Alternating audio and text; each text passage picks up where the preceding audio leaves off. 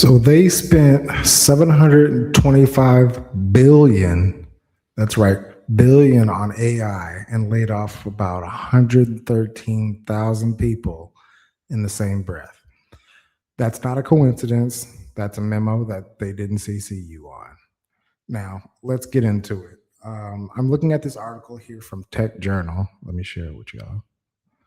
So, as of mid-May 2026, over 113 tech workers have been laid off across 179 companies.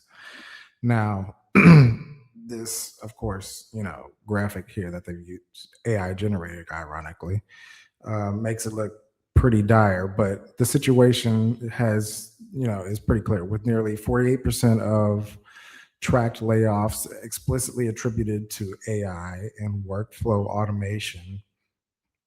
Per this analysis, sales and marketing roles are among those shrinking the fastest as companies shift budgets from human headcount to GPU infrastructure, while AI engineering roles command over 15 to 30% of the salary premiums here.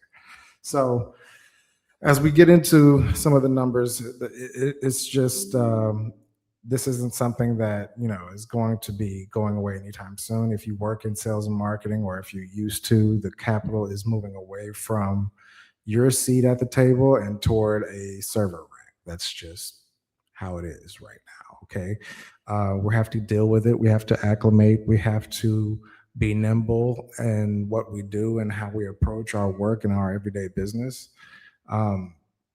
Imagine you own a restaurant, and you fire an entire front house staff, then drop, another 2 million on a self-ordering kiosk system that does everything for you.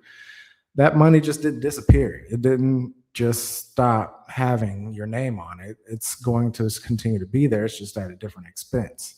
Now, I've got clients that are real estate agents, local service businesses who are still hiring marketing coordinators to do things that, a properly configured Meta ads account and, quite frankly, $50 a month in AI tools can handle in the background. But meanwhile, the bigger players in the market, the big guys out there that are really the ones that you're starting to compete against, already made this switch a long time ago. And they're running leaner. They're running with better output.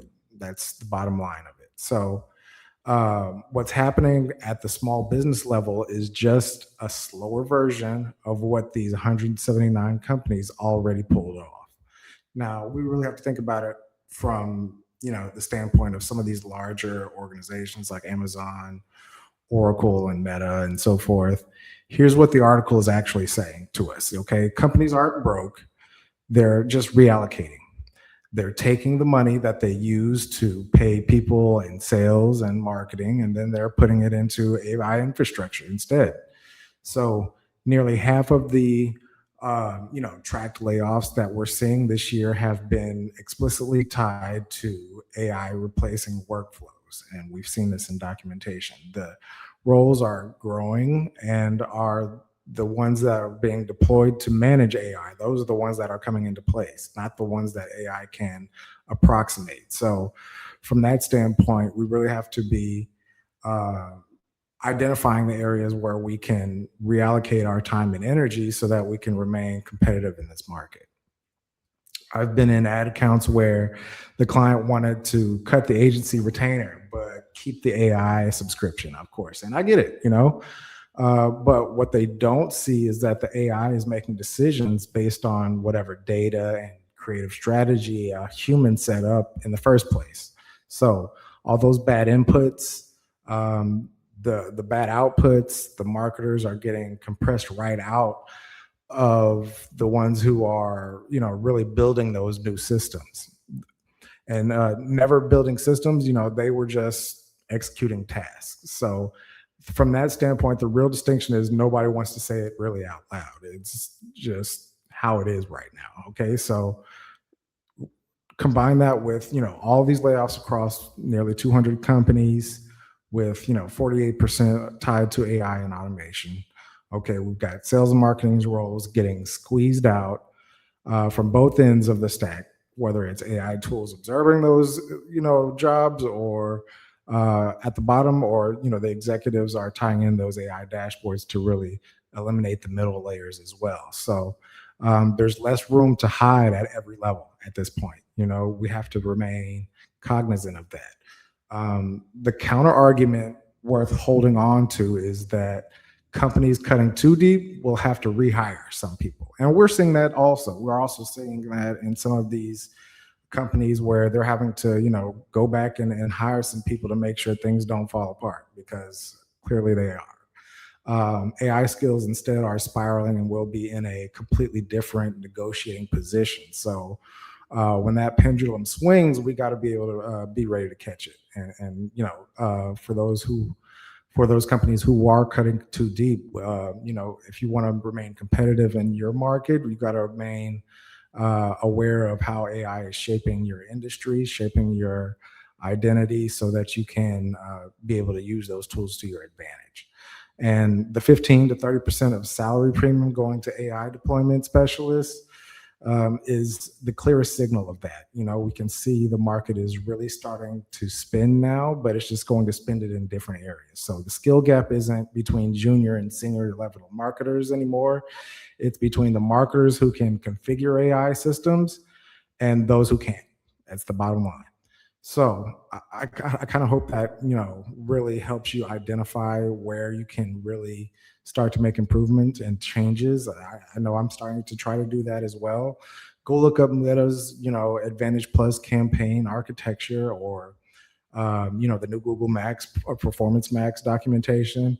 Not to use them blindly or anything like that, but to understand exactly what decisions the AI is making inside those systems, so that you can build around it instead of being replaced by it.